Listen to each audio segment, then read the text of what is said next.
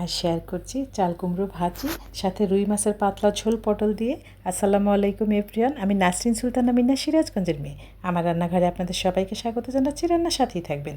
বাজার থেকে কিন্তু তাজা তাজা রুই মাছ নিয়ে এসেছে, সেই সাথে গলসা মাছ। আজ রুই মাছটাই রান্না করবো। এভাবে করে ক্লিন করে কিন্তু রান্নার জন্য রেডি করে নিয়েছি। সাথে কিন্তু চাল কুমড়া ভাজিও রেডি করে নিয়েছি। কড়াইয়ে তেল দিয়ে কিন্তু পেঁয়াজ কাঁচামরিচ দিয়ে দিলাম, সেটাকে এভাবে করে ভেজে নিচ্ছি এবং সামান্য জিরে ফোড়ন দিয়ে কিন্তু আমি ভেজে নিচ্ছি যে চাল কুমড়াটা জিরে ফোড়ন দিয়ে। এটা ভাজিটা কিন্তু অনেক ভালো লাগে। একসঙ্গে দুটো ভিডিও আপনাদের সঙ্গে শেয়ার করছি। এদিকে কিন্তু মাছটাকে আমি হলুদ মরিচ লাল মরিচের গুঁড়ো দিয়ে কিন্তু একটু মেখে নেবো, কারণ হালকা ফ্রাই করবো। রান্নার মাছ হালকা ফ্রাই করতে হয়, সবসময় আপনাদের সঙ্গে আমি শেয়ার করছি এই বিষয়টা। এভাবে করে কিন্তু আমি খুব সুন্দর করে ম্যারিনেট করে নিলাম হলুদ লবণ লাল মরিচের গুঁড়ো দিয়ে।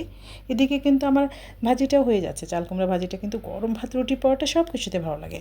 দুইটা আইটেম একসঙ্গে শেয়ার করছি। আমি প্রতিদিন দুটোই করার চেষ্টা করি, খুব বেশি অপচয় করি না আমি। এখন আমি তুলে কড়াই আবারও তেল দিয়ে কিন্তু আবার একটু ভেজে নিচ্ছি। আমি মাছটা হালকা ফ্রাই করে নিচ্ছি। রান্নার জন্য ফ্রাই করলে মাছটা অনেক বেশি টেস্ট হয়। এভাবে করে আমি ফ্রাই করে নিচ্ছি সবগুলো মাছ, সাথে মাথাটা কিন্তু আলাদাভাবে ফ্রাই করব। এই দেখুন কতটা সুন্দরভাবে কিন্তু মাছটা আমি হালকা ফ্রাই করে নিলাম। রান্নার মাছ বেশি ফ্রাই করলে কিন্তু টেস্টলেস হয়ে যায়, একদমই ভালো লাগে না। সেজন্য একটু ফ্রাই করে নিলাম যেন মাছটা একটু শক্ত থাকে, রান্নার সময় ভেঙে না যায়। এই মাছটা ভেঙে যাওয়ার সম্ভাবনা থাকে। আবার কড়াই তেল দিয়ে হলুদ লবণ লাল মরিচের গুঁড়ো হলুদ রসুন বাটা আদা বাটা দিয়ে মশলাটা কষিয়ে নিচ্ছি। দেখুন সব কিছু দিয়ে দিলাম। এভাবে করে মশলাটা তেলটা উপরে চলে আসা পর্যন্ত কষিয়ে নিচ্ছি। একটু জিরের গুঁড়ো দিয়ে দিলাম আর দিয়ে দিচ্ছি একটু কাঁচামরিচ কাটি।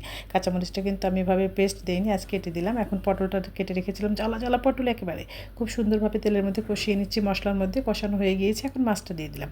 মাছটা কষিয়ে নিচ্ছি। পটল আর মাছ একসঙ্গে উল্টে পাল্টে কষিয়ে নিলাম। মাছের যে ফটকাটা আছে এর মধ্যে দিয়ে দিলাম, এটাও কিন্তু খেতে অনেক ভালো লাগে। তো যাই হোক, একটু পানি দিয়ে দিলাম প্লেটটা ধুয়ে যেখানে মাছ রেখেছিলাম।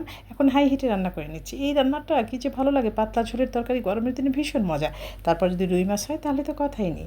দেখুন কতটা সুন্দর হচ্ছে আমার রান্না। হাই হিটে রান্না করছি। এই যে ফ্রিজে সংরক্ষণ করেছি ভাজনা বাটা, পেঁয়াজ জিরে আর তেজপাতা ভেজে বেটে রেখেছি, সেটাই দিয়ে দিলাম। বড় মাছে কিন্তু ভাজনা বাটা স্কিপ করা যাবে না, এটা দিতেই হবে। এতে তরকারি ঝোলের স্বাদ বেড়ে যায় অনেক বেশি। আমি সবসময় কিন্তু ভাজনা বাটা অ্যাড করে দিই, আপনি ট্রাই করতে পারেন, এটা ভীষণ মজা হয়। আমি সবসময় ফ্রিজে সংরক্ষণ করি, যখন দেওয়ার তখন বের করে দিয়ে নিই, তাহলে আলাদা আর প্যারা থাকে না। এই যে মাছটা হয়ে গিয়েছে, একটা সার্ভিং বাটিতে দিয়ে দিলাম। দেখুন কতটা সুন্দর হয়েছে আমার আজকের রান্নাটা কিন্তু সব কিছুতে খেতে ভালো। এই গরম ভাতে তো কিচ্ছু বলার নেই। ভাজিটাও হয়ে গিয়েছে। আমি সবসময় দুটো আইটেম করার চেষ্টা করি, আমার প্রতিদিনের রান্না আপনাদের সঙ্গে শেয়ার করি। আশা করি আপনাদের ভালো লাগে।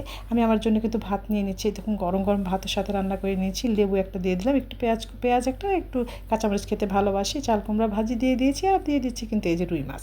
রুই মাছটা আজকে সদ্য রান্না করেছি, এত মিষ্টি ফ্লেভার বেরিয়েছিল কিচ্ছু বলার নেই। পটল দিয়ে তো অসাধারণ লাগে, আপনিও ট্রাই করতে পারেন। দেখুন কতটা সুন্দর। আমার এরকম সহজ খাবার যদি ভালো লাগে তাহলে পেজ ফলো করতে পারেন। আজ বিদায় নিচ্ছি। সবাই সুস্থ থাকবেন, নিরাপদে থাকবেন, আমার পরিবারের জন্য দোয়া করবেন। সামনে সহজ নতুন রেসিপি নিয়ে আবার আমি আপনাদের মাঝে হাজির হয়ে যাব। সে পর্যন্ত সবাই সুস্থ থাকুন, ভালো থাকুন, আমার ভিডিওর সাথেই থাকুন, লাইক কমেন্টস করে জানাবেন। ভালো থাকবেন। আল্লাহ হাফেজ।